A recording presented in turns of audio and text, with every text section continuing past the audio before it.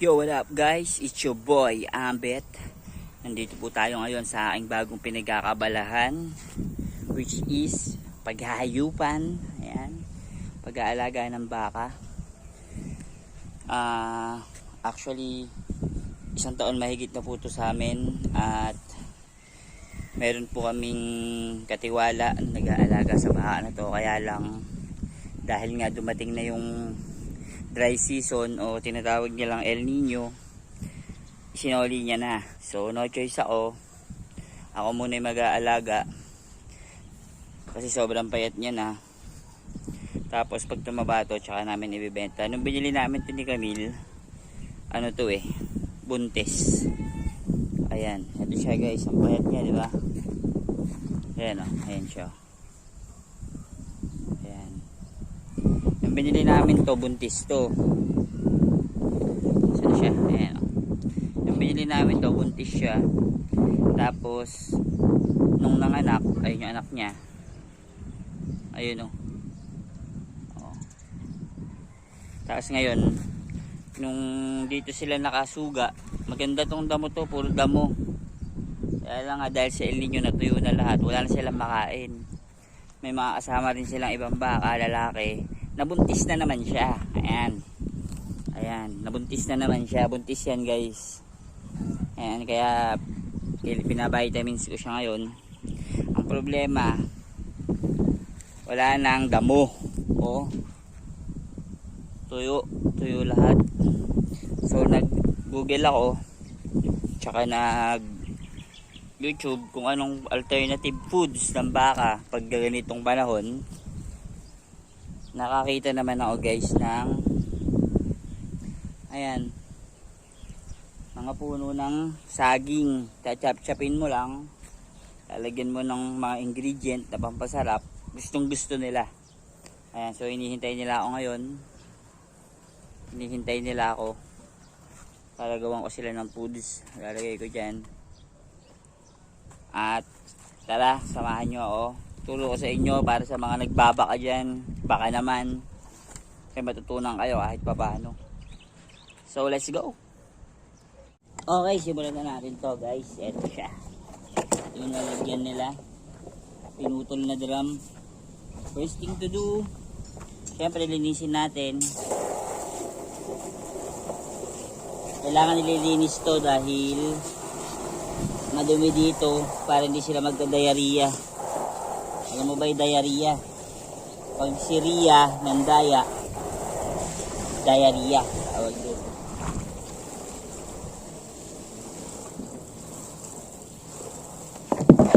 Okay, linis na.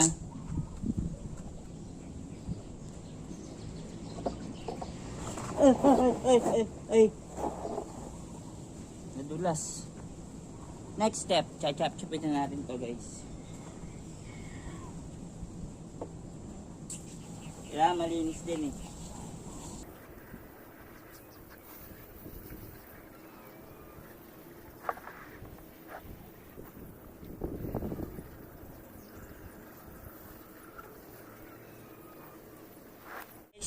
So all set na.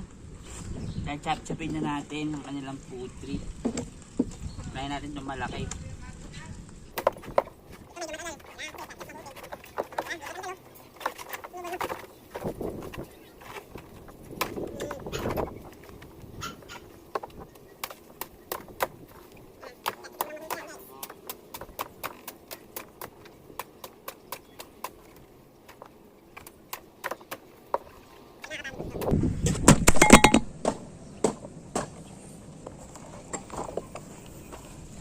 Tapos nalaglag pa yung cellphone.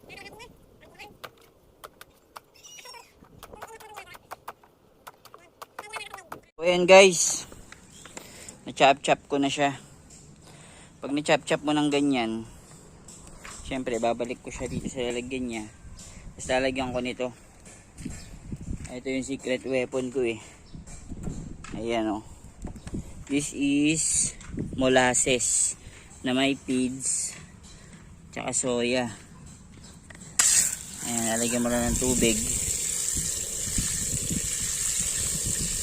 Paghahaluin mo, mix. molasses, soya, feeds na grower, tsaka asin. Ayan, gusto ng baka pag may asin. Ayan guys. So ito na yung ating ingredient. Imimix lang natin. Syempre, mekus mo na yan. Ay, may kapitbahay pala akong Indian. Marinig niya. Mekus mo na yan, Isan.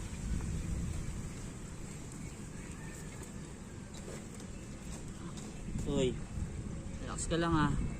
Gutom ka na ba? May pangalan pala yung baka namin guys. Pinangalanan siya nung bantay namin dati.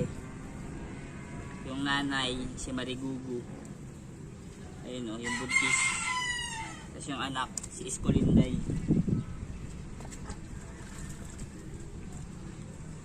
Si Iscolinday at Marigugu. Napakagandang pangalan, di ba?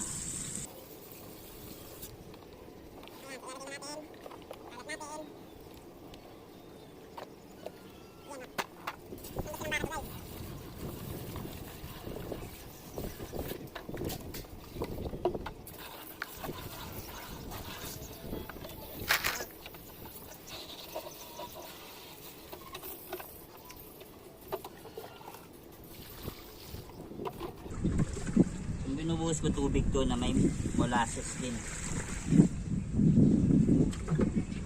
Kaya gusto nila talaga to.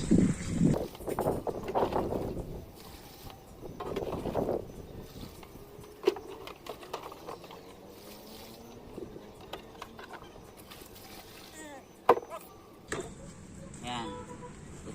Okay na. Imimix ulit natin. Matrabaho siya pero ganun talaga. Kailangan para tumaba ang ating alaga. Si Iscolinday at Marigugu.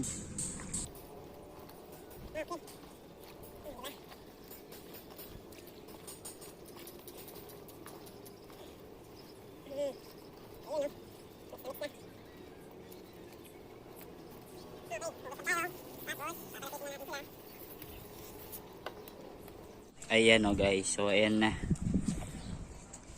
nakalapit na silang mag-ina. Eto si Marigugu, yun naman si Iscolinday at Marigugu. Balikan natin sila after 20 minutes. Ayan, oh diba na, halos nakalahati na nila. Iscolinday, busog ka na ba? Iscolinday, ayan si Iscolinday mga bossing. At ito naman si Marigugu. Marigugu. Ayun o. Diba?